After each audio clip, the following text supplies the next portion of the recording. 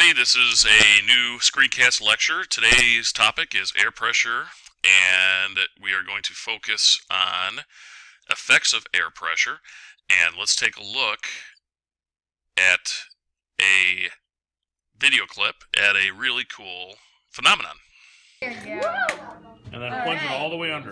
All the way under. We'll watch. Whoa! That was perfect. That worked really well again.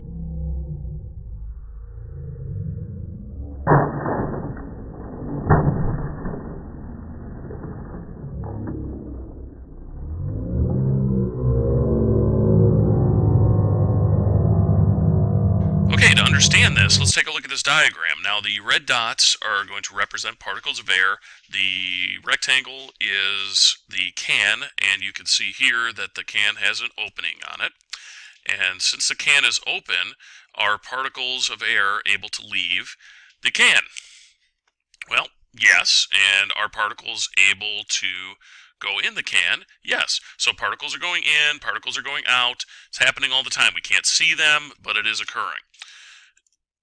Some particles are going to come in, some particles are going to leave. Now, the total number of particles in the can is going to stay relatively the same. So let's say we have 25 particles in this can. There's going to be a lot more than that, but let's just say there's 25. Outside the can, there's billions and trillions and gajillions and gazillions. So we're not going to worry about that. But let's say there's 25 particles here in the can. One leaves, one comes in. We still have 25 particles in the can. So the same number is going to be in the can. Now, at room temperature, this is going to be continuously happening. So some particles are going to go in, some particles are going to go out, and the air pressure is going to be said to be at equilibrium. It is the number of particles inside the can is going to stay around 25, so the pressure is going to stay the same. The pressure outside the can is going to be the same. Nothing is happening to the can. Now, what's going to happen to the can, what's going to happen to the motion of the air particles inside the can as the can increases in temperature? Let you think about that for a second.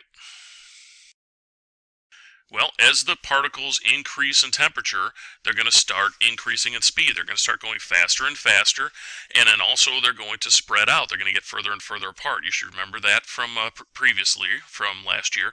So the particles outside the can are not moving as fast as the particles inside the can. They're going faster and faster, and as they're going faster and faster, they're going to increase pressure. However, since the can is open, they're able to escape. So now the number of particles inside the can, the particles leaving the can, is actually going to be more than the particles coming into the can. So let's say we have 1, 2, 3 particles leaving the can and only 1 coming in. What's going to happen? Well, the total number of air particles inside the can is going to be less than there was when the can was at room temperature. So we now have, say, 23 particles in the can, or 20 particles in the can. We used to have 25, and we now have less. So the pressure, however, is going to remain the same. The pressure inside the can and the pressure outside the can are still going to be equal. The particles inside the can are moving faster and hitting harder, but there are less of them, so the pressure stays the same. So equal pressure inside, equal pressure outside the can, nothing happens to the can. Now, if we take the can and then we're going to plunge it into the water, upside down into the ice bath, let's figure out what's going to happen next. First of all, can air get from outside the can into the can? No, it can't, because the particles of air are not going to go through the water and then up into the can. So there's not going to be new particles coming in to the can.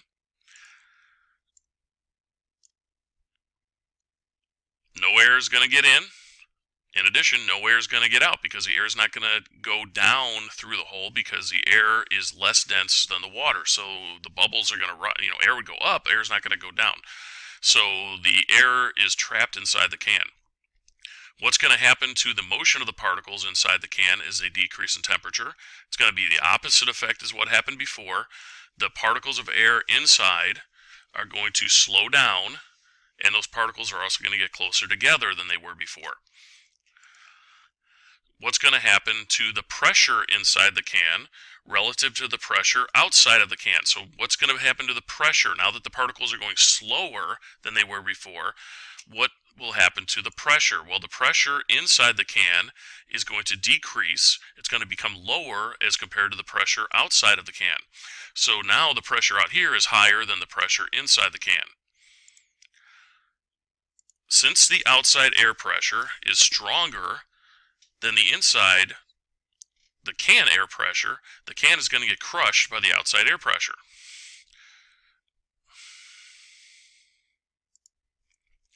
Now the pressure outside is going to be equal to the pressure inside the can, and the can is going to stop getting crushed. The reason why the pressure in here is going to equalize with the pressure out there is that now the can is smaller, the amount of volume is smaller, so the pressure inside is going to increase relatively to what it was before. So we have less air particles inside the can than we started with. So we don't have 25 air particles in there like we started. Maybe we have 20, but the can is now smaller because it got crushed. So now the pressure is equalized in both cans. Oh, I'm sorry. Now the pressure is equalized inside the can as compared to the pressure outside the can. Here's kind of an example. Like if we take a styrofoam cup, the styrofoam cup is mostly air, polypropylene, and we saw this last year when we dissolved the polypropylene.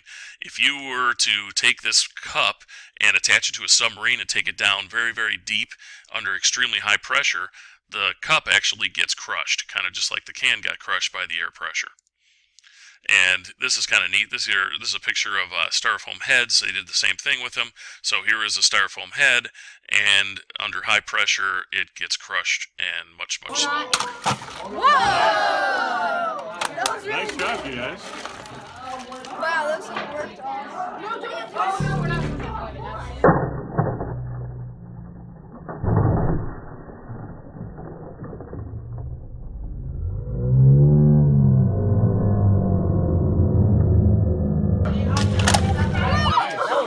That is so much fun. Can we do it again? Can we do it again? Turn it over. Nice. You're Superman.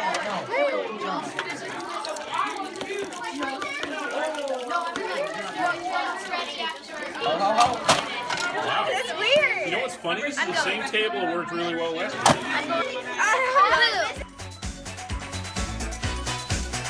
Okay, that's the end of my talks today. Hopefully you learned something. I think it's pretty neat. Have a good one.